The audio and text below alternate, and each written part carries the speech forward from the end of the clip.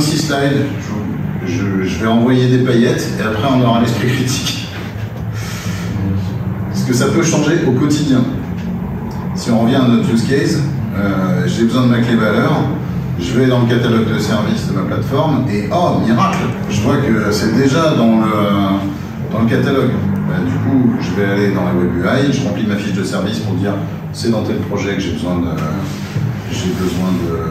ma clé valeur. Et je vais aller affoler le Golden Path automatisé qui va me bootstrapper une instance. Donc ça, du coup, dans cette partie d'automatisation, je vais avoir toute la partie config réseau, firewall, l'instanciation de la base, et en fait, ça se déploie de façon ad hoc en suivant les best practices. Et donc ça va me mettre à disposition, potentiellement via un petit mail à la fin, une fois que c'est déployé, en disant, bah, en fait, pour configurer ton appli, tu auras besoin de telle adresse, tel DNS, le mot de passe c'est ça, et voilà comment t'y connecter, et si tu as besoin, bah, en fait, la doc d'utilisation du service se trouve à telle adresse. Et du coup, en tant que développeur, j'ai cliqué, on me renvoie de l'info que j'intègre moi dans mon code, et ça y est, ça commence à marcher. Oui, c'est la partie payette. L'impact côté dev, ça fait que si j'ai besoin d'accès au catalogue, en fait, j'ai pas besoin de ticket, je peux le faire moi. Donc j'ai 0 temps d'attente, et j'ai pas à m'occuper de savoir si c'est stack d'observabilité, mécanisme backup, parce que c'est le contrat qui est passé avec l'équipe plateforme. Si c'est mis à disposition, alors c'est pas ma responsabilité de faire que ça marche bien. Si c'est mis à disposition, c'est donc que c'est passé à travers tous les filtres des experts qui l'ont mis à disposition, c'est censé marcher.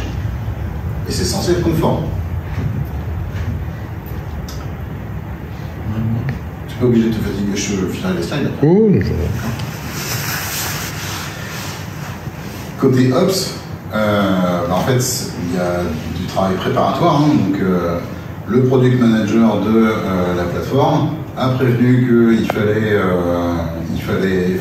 il allait bientôt y avoir le besoin en production, que donc il allait y avoir des besoins de temps en scalabilité, type de résilience, au dispo de différentes équipes projet, puisque c'était pas un besoin qui émergeait de juste de l'innovation, mais que c'était de toute façon sur le plan pour l'avoir en prod. Et ça, du coup, ça peut être préparé, testé en amont, en prod, avant d'être rajouté au catalogue. Donc, ça fait partie, du coup, c'est pour ça que j'ai mis genre, on n'a pas de suivi de perturbation dans son quotidien, parce qu'en fait, ça fait partie de son quotidien d'être en mode construction de produit. Son expertise est encadrée par un processus itératif de construction de produit et de fonctionnalités qui rajoutent à le produit.